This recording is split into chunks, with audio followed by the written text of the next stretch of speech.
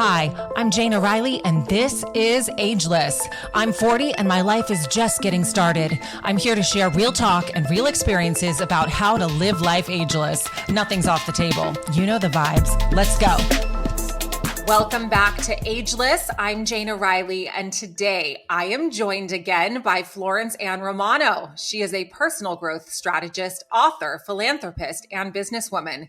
She is the vice president of business strategy for Yakkety Yak, a full-service content marketing agency. Florence Ann is a proud member of the board of directors at the Children's Research Fund, as well as Female Strong. She is also a founding member of Sesame Street's Leadership Council. After spending more than 15 years as a childcare provider, during which she was known as the Windy City Nanny, Florence Ann is the authority on childcare and family support in this new millennium. And she has had more than 500 media appearances discussing these topics. Born and raised just outside of Chicago, Florence Ann shows us that not only is the saying, "It takes a village," true, but also how important the need for community is. And her latest book, Build Your Village, a guide to finding joy and community in every stage of life, was released nationwide earlier this year. Florence Ann Romano, welcome back to the show. I'm so happy to be here. You are one of my favorite people in the whole wide world. So I look forward to this on my calendar like you can't believe. Likewise, I was so delighted when I woke up this morning knowing that we were going to be having this conversation. So I feel the same way about you.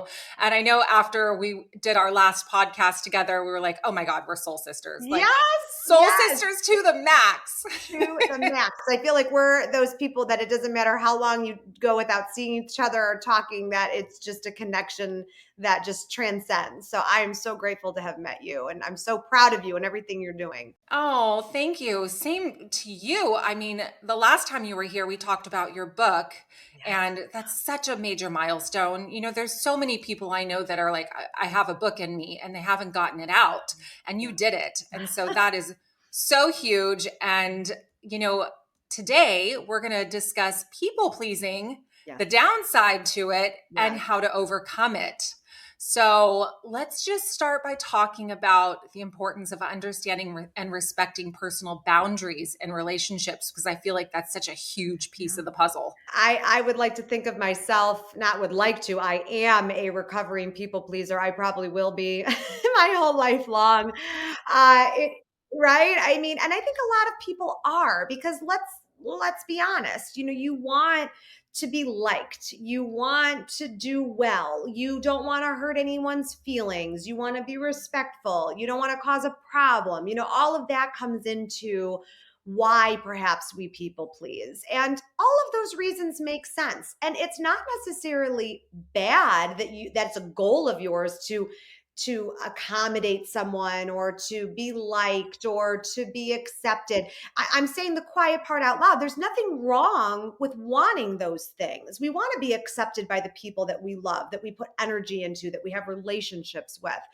But the problem is what you just touched on too, is the boundaries and respecting those personal boundaries. And I think we've talked about this before, and I always laugh because boundaries tends to be a dirty word to people a lot of the time. They're like, oh God, don't say boundaries to me, because then they automatically go on the defense and I'm doing something wrong and now I have to defend myself. And, you know, people get weird about that word boundaries. But the truth is boundaries are there not just to protect yourself, they're to protect the other person too. And this is, I think, the concept of personal boundaries is something that we're exploring more openly as a society, more open as a culture. And I love that. But just like anything, I think this is one of those things that we're also pushing to the extreme, because there's also not a clinical understanding of perhaps what it means. We just throw around words sometimes and don't actually apply the appropriate meaning to it. Absolutely. I mean, you got a lot in there. You got a lot in there. And you know what? You're right. Boundaries is a dirty word. It was for me for the longest time, because when somebody told me that they had to draw a boundary, I was like, oh, what did I do? And like you said, I immediately would go on the defense immediately. And I would get in my head and start overthinking all the things, ... and just try to figure out, okay, what did I do? How did I do it? How could I do it differently? And it was just no, it's just where this person is at. Right. It's what they need. It's not even about Exactly. you. Right. That's exactly it. And I love that what you just said. It's not even about you. And meeting people where they are. That's a big theme in my book, is meeting people where they are, not where you want them to be. And overstepping boundaries or having no boundaries, this leads us to a lot of uncomfortable situations. This leads us to emotional and mental harm. And in order to protect our peace, in order to initiate and embrace self-care, we need to set those boundaries, because when you don't, that's when you can feel walked over all over. That's when you can feel manipulated. And so being aware of this it is paramount to our health overall. I agree. And inner peace is the ultimate goal in my life. And I know pretty much anyone probably And you've feels worked that so way. hard at that. You've worked so hard at that So inner hard, peace. And so many different ways. right. And, it's like 24 hours a day. I can't expect what I did yesterday to be, the end all be all to have inner peace today. I have to like wake up in the morning and do certain things to try to access it. It's not something that happens for me automatically. But see, that's an important note, I think, for our listeners too, that the work that we're talking about, and even the work that I talk about in my book regarding community and regarding you taking care of yourself, and in terms of creating those boundaries, it, the work that goes into it cannot be overlooked. It is an active practice. It is an exercise. It is a choice that you are making. And that piece that we talked about before, that inner peace, it's a choice that you're making. In the book Eat, Pray, Love, there's that when I'm gonna think about the movie instead of the book now. But when Julia Roberts is talking to her friend when she's at the which now I can't think, the ashram in India. And she's talking to her friend who's from Texas, and he said, "You need to pick your thoughts every day the same way you choose your clothes." And I loved that line the first time I read it, the first time I heard it. Right? Isn't that awesome? And that is a direct through line in, I think, my life, and I think what we're talking about here too, in terms of protecting your peace, in terms of creating those boundaries for yourself. You have to actively choose that. And some days you're going to do it better than others. I mean, there are some days I play the same movie over and over in my head about something I did wrong or something I didn't like, and I just, my day is ruined because I just play that movie in my head all day. It just, takes up space. And, I lose a whole day, giving energy to that. And instead, I have to really work hard sometimes to choose different thoughts or to try to figure out how to move on from that. So we're going down a kind of a different road here, but this is all under the umbrella of people pleasing, because It's you all can, encompassing. right? It is. I think taking that away from this conversation too, that if we're talking about boundaries and people pleasing, then you have to be willing to put in the work to actually do this work. Yeah, it's a decision, just like you were saying. It's a choice that you make. It's a decision.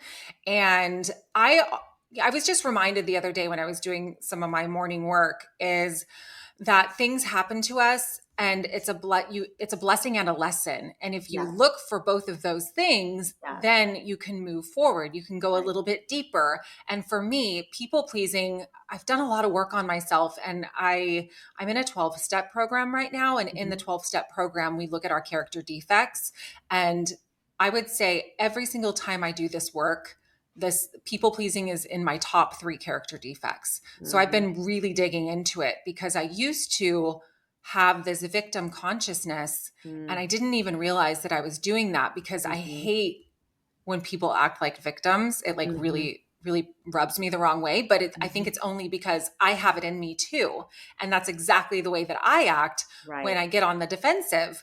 Right. And so over the years, and since I've been doing the work on people pleasing, I've looked at, my past as, they say hindsight's 2020, and, we go through what we go through. You can either look at it as a lesson or a blessing. And Right. I have learned so much in my relationships with people pleasing that, it really impacted my self-esteem and my Mm-hmm. confidence as a Mm-hmm. person. Mm-hmm. Um, the I've had some ex-boyfriends in the past where my self-esteem was so low and the people pleasing was so high. And there's Mm-hmm. that direct correlation. And I don't have to be that person today. Like, I learned my lessons. So I Ah, just wanted to talk about that, is like, how does people pleasing have that negative impact on self-esteem and personal growth? I'm so glad that thank you for being honest about that too, because I think all of us probably listening can think about a relationship or like, even a friendship. It doesn't even have to be romantic where you're like, I definitely let that person walk all over me, or it was not reciprocated, or I was taken advantage of, manipulated. I had a relationship end a little over a year ago, and it's a good thing that it did. There's certainly a blessing in that ending. And I learned many enormous lessons from that. But like you, an ex-boyfriend that was toxic, an ex-boyfriend that did not treat me right. And I allowed it. I allowed for a lot of things because of my own self-worth or self-esteem. And this is one example I'll give out there for all the listeners, that's definitely, I guess, maybe a more honest thing for me to say out loud. I don't know if I've ever said this on a podcast before. But I'm going to say it here because this is a place I would say it. He was a certain way, and he wanted me to be more like him. And we did not see eye to eye on a lot of kind of values or things like that. And he made me believe that the way I was wrong, but the way he was right. And because I had I had love for this person, I cared for this person, I started looking inward and thinking, well, what is really wrong with me? Maybe I am wrong, and how I think of things is wrong. And then my family started seeing my behavior change, and my friends started seeing my behavior change, and they're like, this isn't you, this isn't authentic to you, this isn't what you subscribe to, this isn't who you are. It wasn't me changing in a good way. And so when the people in your life that know you the best, that are the mirrors in your life, are reflecting back that truth to you, I hope we can all pay attention to that and know that it's coming from the best place in the world. But sometimes it's hard to swallow that in the moment. And that was a huge lesson I learned in that relationship. And I will never allow that to happen again in another relationship, lose myself to it the way I did. And I think a lot of the people pleasing part of me played in to why I was trying to become who he wanted me to be. Mm-hmm. That was my relationship that I was Yeah. talking about. It was a Hmm. really toxic guy. We were both not in the best places of our lives either. So we both weren't very healthy. But I remember there's that deep feeling in your gut where like it's pushing back on you, like, this isn't right. This isn't right. That little small voice telling you that this isn't right.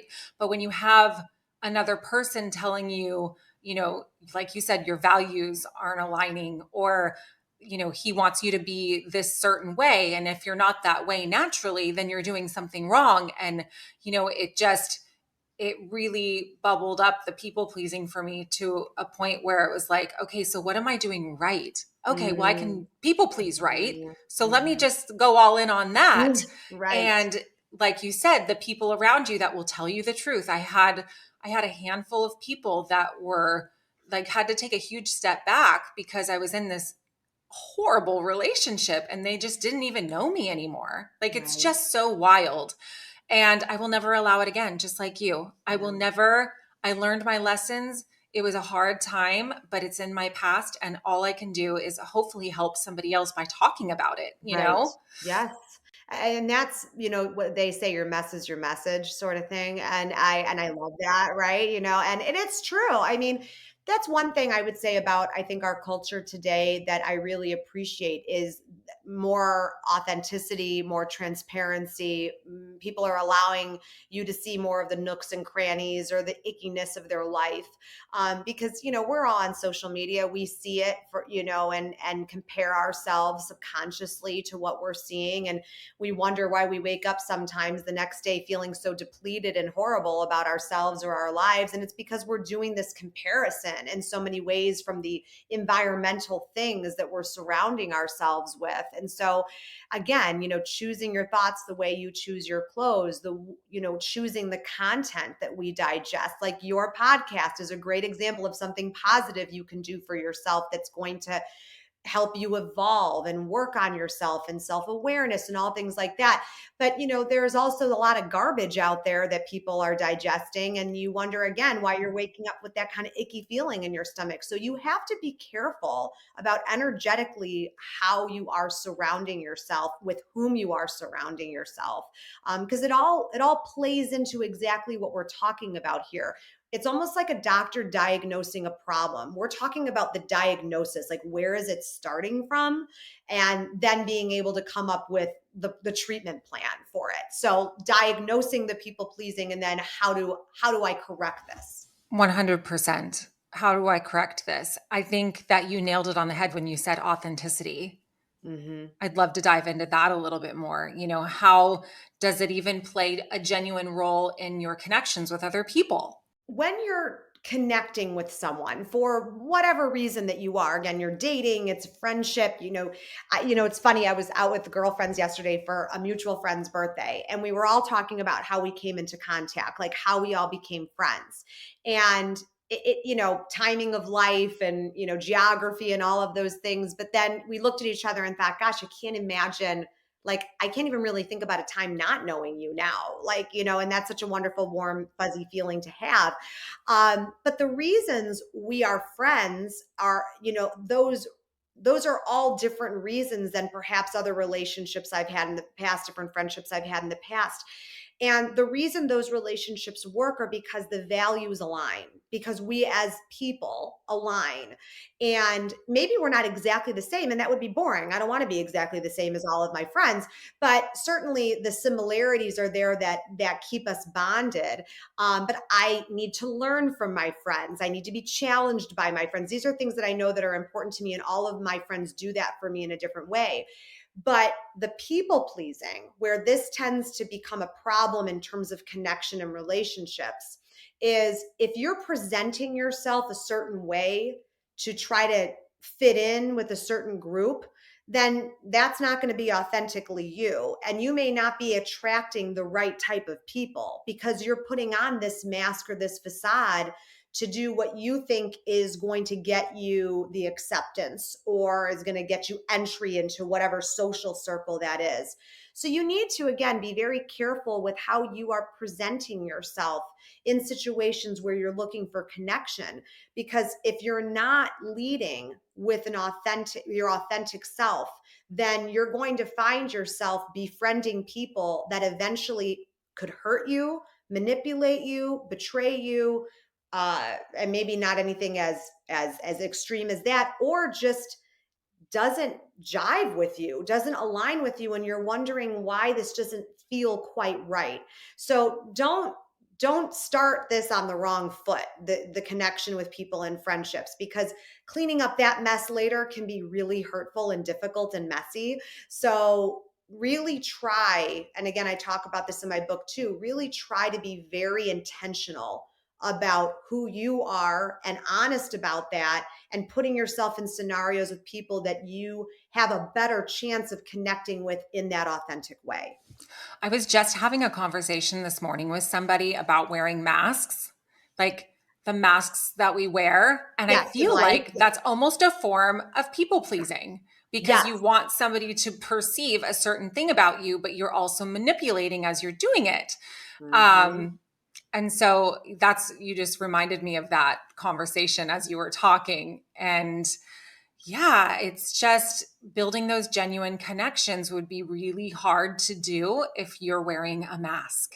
Exactly. And you have to also remember that um, not everybody is for you, and you're not going to be for everybody. And it's okay. It's really okay if not everybody likes you. And I should be looking in a mirror when I say this because I have a very hard time not being liked by people. Me too. Right? I mean, We are so the same. it's very like I'm saying it to you, but I'm like, oh, Florence Ann, you need to work on. But that's an important thing, for everyone listening. We're sitting here having this conversation, and yes, we've gone through a lot of different things in life, and we feel that we're able to maybe be able to share that so we can help people navigate this. But it doesn't mean that we're perfect at anything that we're talking about. I may have written this book about village building and connection and all these different things, but I still work at all of this stuff every single day. I am not exempt from this work just because I wrote a book about it. I have to walk the walk and talk the talk. I have to do all of that. So, please don't sit there and think that any podcast you listen to, or even us talking now, that we know better. And it's just that we have done so many different things, and trial and error and you've fallen down and gotten back and up, that we can say, you know what, there's so much experience here. Let's talk about it. Let's share it, but let's continue learning, because we're supposed to always be the student. So, understanding that is a very important part of this growth. Yeah, I don't hold any doctorate in healing at all. It really is an evolving process. Yeah. And I always say I always want to be a spiritual student, Yeah. always, forevermore, no matter how much work I've done on myself, because it's trial and error, as you said. Like, Right. I've done a lot of things that didn't work, and I'm Mhm. willing to talk about those. Mhm. And I had convinced myself that it was working, but in reality, like, I wasn't changing, I wasn't growing, I was staying the same. So it's like, Right. get off that train and get on a different train that might be better for the channel that you're working through right now. And I know for me right now, I'm really digging deep into my childhood, because even though I had a great upbringing, I had a great family, I had great brothers, I had great parents. But there were certain things about my life growing up that I recoiled so hard from. And it really affected me from even before the age of 10. And then I harbored all these resentments throughout my life. And those are the things I'm taking a look at now. And it's really boosted my confidence in a strange way. Just acknowledging things will really help you feel more like your authentic self, will really help you feel like, okay, I'm being honest with myself right now. I think I can be honest with other people right now. Oh, okay, this is going to help with communication. And that was my next question to you is, honest communication, what are the benefits, and what's the positive impact of open and honest communication? Expressing your needs and actively listening to other perspectives. This is going to foster that trust. It's going to foster that understanding and the bond. But the portion of this I want to concentrate on is the other perspectives part.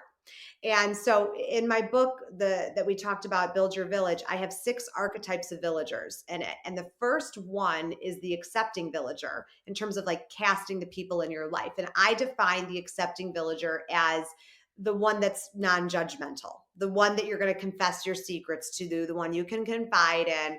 And it's a pretty important role, I would say, and always my favorite one to cast first. We live in a world today where I think seeing other perspectives is becoming more and more the exception and not the rule. We don't live in a world anymore where you can agree to disagree. I think there's also a lot of ego attached to communication. A lot of us are talking and we're not listening. A lot of us are talking because we think that our opinion is so important and so right, and we are so important that we can't possibly learn anything from anyone else, and we can't possibly see another side of a conversation that we're having on maybe something we disagree with. And so this ego attached to the communication, it's not talked about as much, but I feel like we have to talk about it, because if you're not communicating effectively, then this is where you're probably getting into trouble in many different places in your life, because generally communication, open and honest communication, is the cornerstone for all relationships. I agree. I when you were talking, I was thinking about I was listening to you, but what you were saying made me think of I believe, no, you what have it to made listen me and think be like, of. I get it's so funny. Sorry, go Yeah, ahead. you know what I mean? Yeah, I know yeah. that was hilarious. That is so Um, funny. I have been in situations where people are like talking at me, and Yes. it Yeah. reminds me of the times that I've been in the car driving down the street, and 5 minutes later I get somewhere and I have no idea how I got there because Ah! my brain was on overdrive, and I'm like, okay, that was scary. And it's the same thing when people are talking at me. Right. I Yes. I just disengage and I Right. go somewhere else in my brain. But Right. I'm also really, really working on staying present in the conversation, whether someone's talking at me or not, because there is going to be something. I'm supposed to be in the conversation and I'm supposed to hear whatever that person is saying. And to Mhm. have effective communication, Mhm. you have to engage, you have to be your honest self. And I have found in the past that I struggled in communication because I am an overthinker. And so I can think and listen at the same time, but I'll miss like Mhm. the whole point, and then I have a hard time responding. So, that's been another thing I've been working on, but you're so right about the needs for honest and open communication, just And to have that authenticity. right, exactly, and the active listening portion of it, like you said, we have to be when you're engaging in a conversation like you and I are having now. It would be ridiculous if we thought that we wouldn't be thinking about what we're going to respond with as you and I are having this conversation. That's natural for any person in any conversation. When you're participating in something, you're like, "Ooh, that's interesting. You know what? I have something relatable there, and I'm going to mention that next." Probably, this is just naturally how people communicate. There's a difference between doing that and only thinking about what you're going to respond with and not paying attention to what the person is saying, and also being closed-minded about whatever they say. You've made your mind up already. I've already made my mind up about this topic, and no matter what you say to me right now, I don't care because my opinion is right. That, I think, is the deeper reason people are having. Sorry. And she wanted to chime in. She agrees. She agrees with this. She See, this, agrees. she Monroe agrees absolutely with what does. you're saying. See, and so I think that's more so what it is. Not having an open mind during the conversation, even if it's not contentious. You still want to be able to allow yourself to go different places emotionally, to be able to engage with that person. I wholeheartedly agree. And I feel like for the listener, we have put so much on the table. I know, it's been like And drinking from a fire hose. Oh my gosh, I know. oh my God, but I love it. There's just been so much value added to this podcast. But if I had to bring it back a little bit, Mm-hmm. what would you suggest for somebody who doesn't even know they people please, Mm-hmm. doesn't Mm-hmm. even know, but have Yep. felt the effects of something not going right? Like, what would you suggest be the first step to healing it? Well, two things I would say. Start practicing saying no. That was some.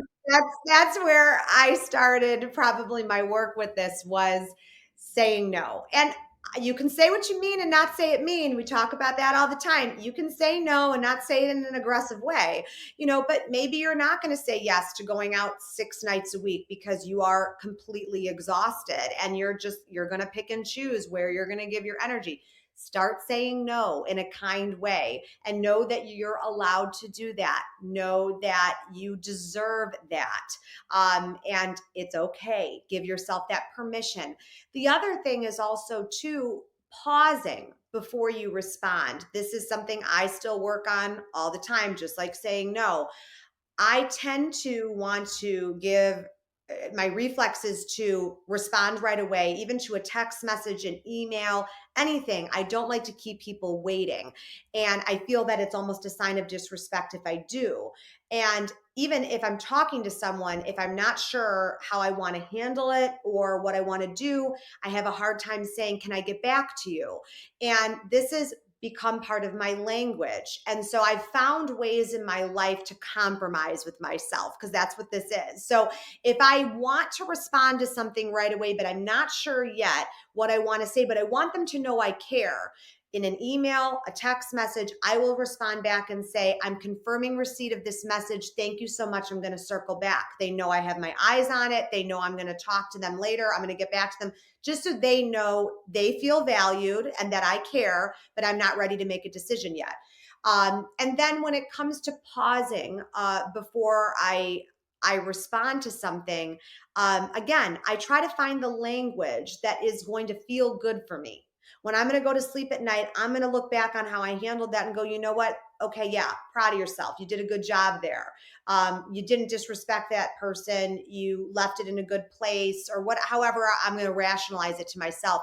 But try thinking about that in your quiet time. What is a language that's going to work for you in order to get your point across? Respect your boundaries, but also start practicing this now, what is going to be a new exercise for you of overcoming the people pleasing. I think you nailed it when you said the language. Like, it truly is the language of your emotional state, of your heart, the words that you use, body language. Like, there's so many different languages we can use to communicate what we need. But I really think that in that pause, you'll get your answer. Yes. And I, just like you, if I see a message, even if I am like, I've got a million things going on, I could be in the middle of my store. Like, there's just so many different things, and somebody will text me and it's not even that important. And I feel like I have to respond right away, because if I don't, they'll be mad at me.